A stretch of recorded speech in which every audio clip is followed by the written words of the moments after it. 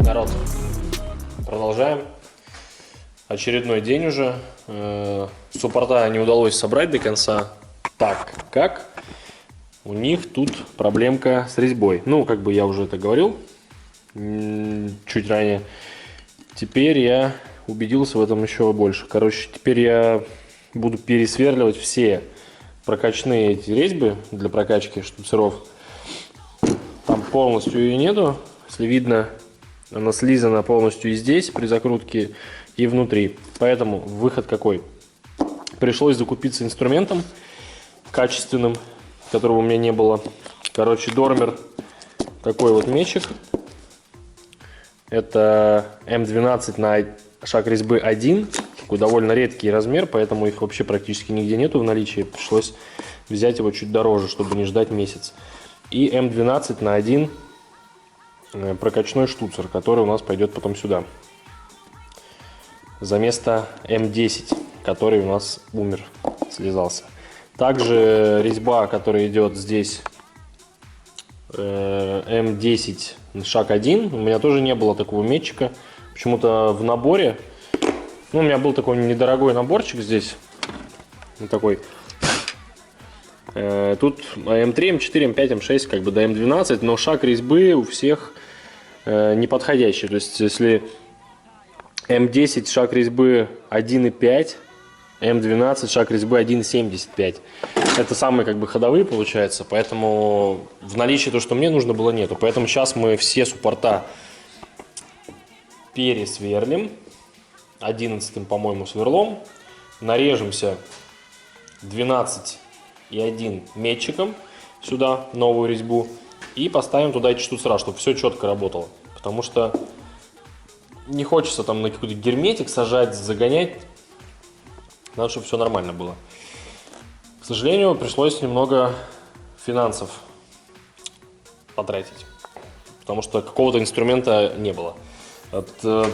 Второй суппорт я, в принципе, уже собрал, но я все равно сейчас выкручу эти штуцера, потому что они тяжело тоже заходили, но тем не менее здесь с резьбой как бы все в порядке было. И их тоже прогоню, эту резьбу, продую еще раз и тогда еще раз закручу все. Вот, поэтому сейчас будем чинить резьбы и дальше уже изготавливать вторую такую проставку, на вторую сторону зеркалить ее, ну и собирать переднюю подвеску.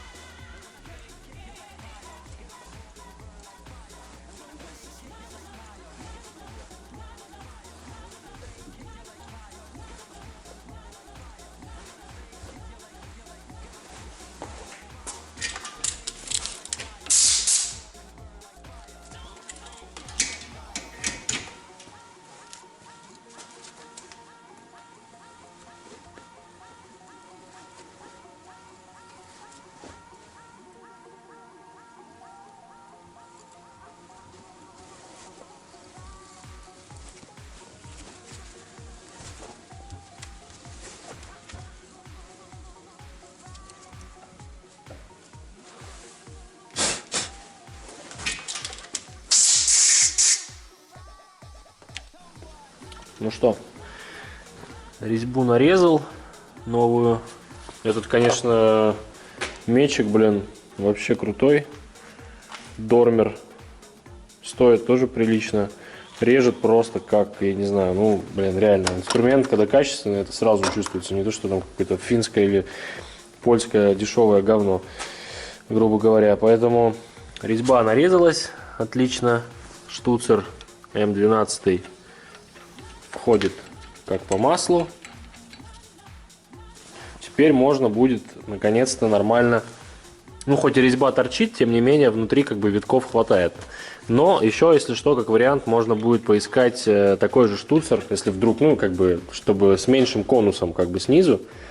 Но, тем не менее, резьбы тут вполне себе хватает для прокачки. Вот, поэтому сейчас будем эту процедуру повторять с тремя остальными отверстиями. И все будет супер.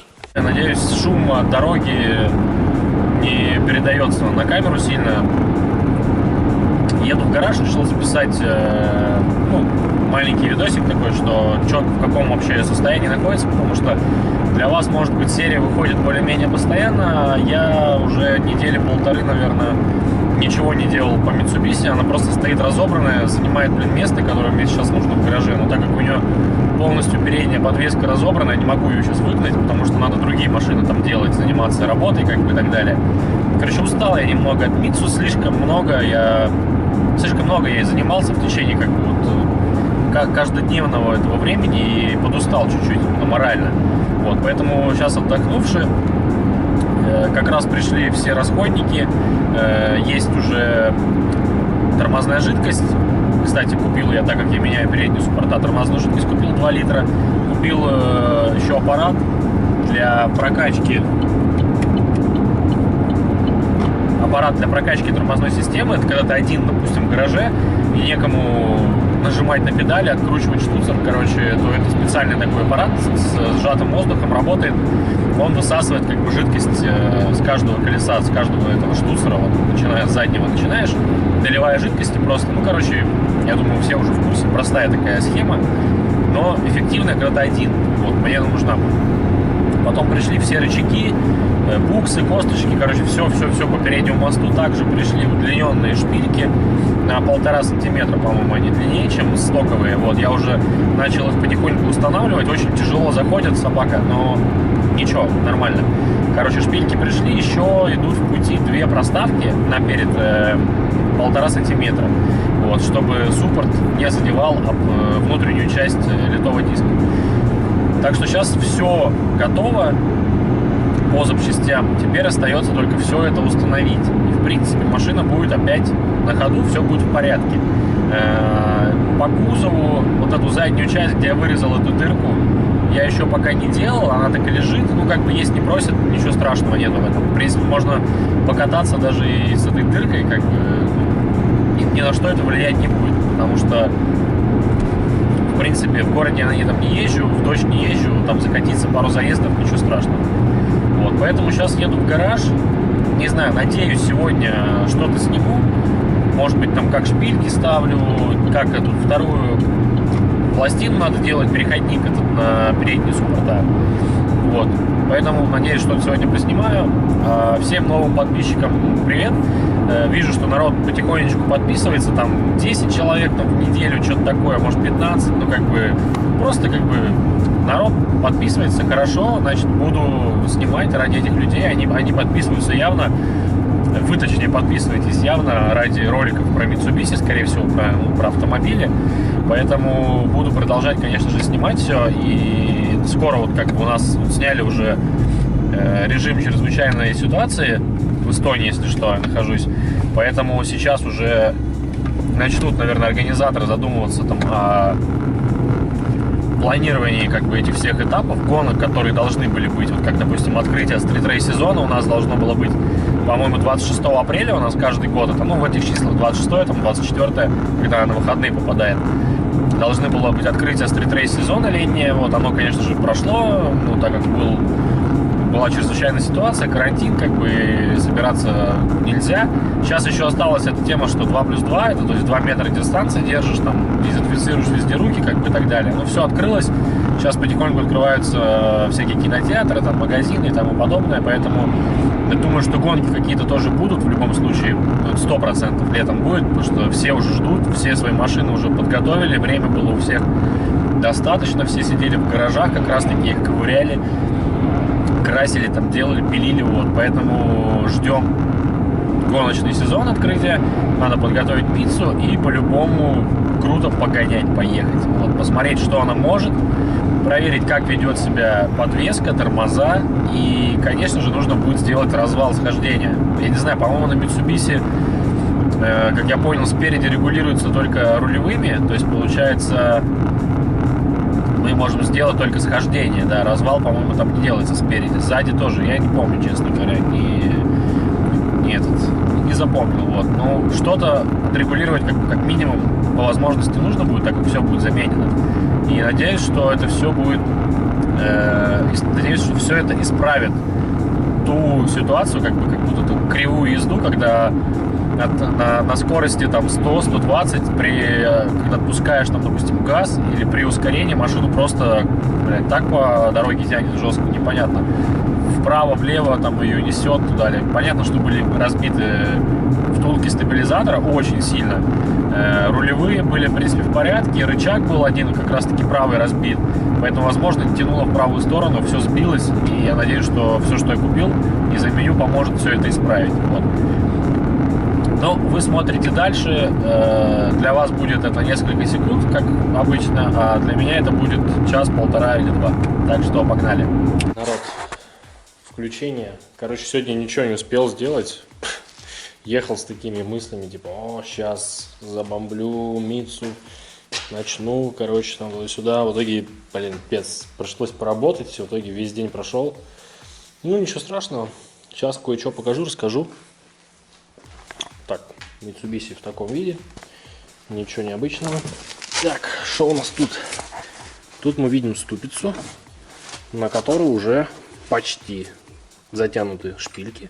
Для сравнения, длинная шпилька, короткая шпилька, при том, что она еще до конца не затянута. Разница, ну, в районе 15 миллиметров и есть как раз. Чуть больше даже, может быть. Сейчас, короче, процесс по замене шпилек. Всего их у меня 8 штук. И вот такая вот у нас получается разница. Ну да. Шпильки, кстати, очень туго заходят. Не знаю почему. Так, надеюсь, вас свет не слепит. Короче, шпильки очень туго заходят. Приходится их немного тут подпиливать. Места это посадочные. Потому что, я не понимаю, они как будто чуть увеличенного диаметра. Буквально миллиметра не хватает. Очень тяжело заходит. Но все можно. Это не проблема. Так, еще что у нас тут появилось? Ну, это фонарь на буксир. Так, вот ништячки. Пока что 2 литра, надеюсь, хватит. Это у нас АТЕшная тормозуха, типа рейсинговая, которая кипит при 280 градусах. Надеюсь, что до этого не дойдет. Короче, тормозуха есть. Далее, ну это я просто взял смазка охлаждающая для сверл, потому что греются. Также взял 2 прокладки на даунпайп. Взял босса, ну как бы там уже прогоревшие такие, уставшие. Хотел еще болты туда, эти гайки точнее заказать, но получается, что там идут сразу от фланцев, там идут у нас шпильки, они как бы туда уже, ну как, наживлены, короче, их никак туда не заменить, потому что у меня одна сломалась, там вместо нее стоит болт. И ладно, будем ездить так, он притягивает, как бы ничего страшного, поэтому все работает. Ну и вот такую штуку я еще взял. Это комплект для прокачки тормозов. Это когда ты один в гараже, очень удобно. Тут емкость, куда сливается лишняя тормозуха. Такая вот штука. Подключается, накручивается сюда как бы переходник под сжатый воздух. Трубка получается на этот суппорт. Тут вот разные такие переходнички есть, чтобы можно было под все виды, под все размеры все подобрать. Короче, очень стоит дешево. Реально, когда как бы один в гараже, то ну, что ты сделаешь? Ты не сможешь никак прокачать тормоза. Поэтому будем подливать тормозушку и прокачивать. Офигенно все будет. Поэтому надеюсь, сейчас еще придется поработать чуть-чуть, не знаю, какое-то время. У меня видео, в принципе, снято где-то на... Вот сегодня выйдет, ну как сегодня. Для вас это будет, может, через неделю. Короче, выйдет сейчас серия, и после нее еще наберется на одну серию. Потом уже надо будет заниматься, снимать Mitsubishi. Никак я не могу добраться до этого багажника, блин. Там слишком много нюансов, слишком много подготовки, поэтому я пока не хочу трогать. Хочу заняться передним мостом, сделать схождение, получается, посмотреть, как машина будет себя вести, и тогда посмотрим дальше, что будем заниматься. Пока что план такие. Поэтому сейчас у меня все есть, надо полуось туда вставить и собрать подвеску, и все будет супер. Так, еще вкратце сейчас расскажу парочку тут интересных вещей. Ну, как мне кажется, интересных. Короче, я заказал передний буксы стабилизатора. По ошибке мне знакомый, ну, видимо, не услышал или как-то не так понял. Короче, он мне заказал задний за место передних. Взяли мы свак фирму, зная, что свак и Фэби пакуют оригинал частенько. И, собственно говоря, на заметку всем, пришел свак с оригинальным Mitsubishi кодом MR244116 и 18 мм диаметр. Это оригинальные буксы заднего стабилизатора, по цене очень дешевые. Поэтому Фэби и свак всегда у меня в приоритете, в принципе. И я тоже всем советую, что при возможности, ну, как бы берите реально этой фирмы, что особенно Фэби. Очень часто за место Фэби там оригинал лежит за хорошие деньги. Это касаемо букс всяких там, косточек там и так далее, и тому подобное. Вот также пришли ТРВшные косточки стабилизатора.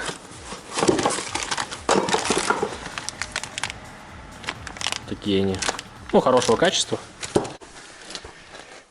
Так вот, на чем мы остановились? Короче, да, берите свак, ну, свак Фэби советую, блин, реально тема, короче, ну, чё, блин, если не купить оригинал в 3 или, блин, ну, в несколько раз дороже, чем он действительно продается. Передние буксы в итоге были только Ашика, реально. Либо Ашика, по-моему, либо оригинал, почему-то ничего нету, хотел полиуретан. Но у нас тут как бы не Россия, ничего нету. Все на заказ, там бешеные бабки, какие-то 70 евро, 2 буксы, короче, или 60 евро, 2 буксы. Ждать месяц, и то не факт, что они есть еще, надо запрос делать. Поэтому будем довольствоваться тем, что есть. Ашикой. Ну и как бы, да, ТРВ косточки, короче, Ашика, все дела.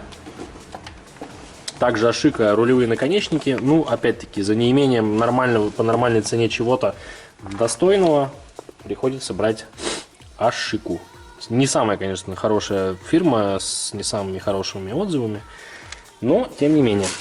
Так, что еще тут у нас есть?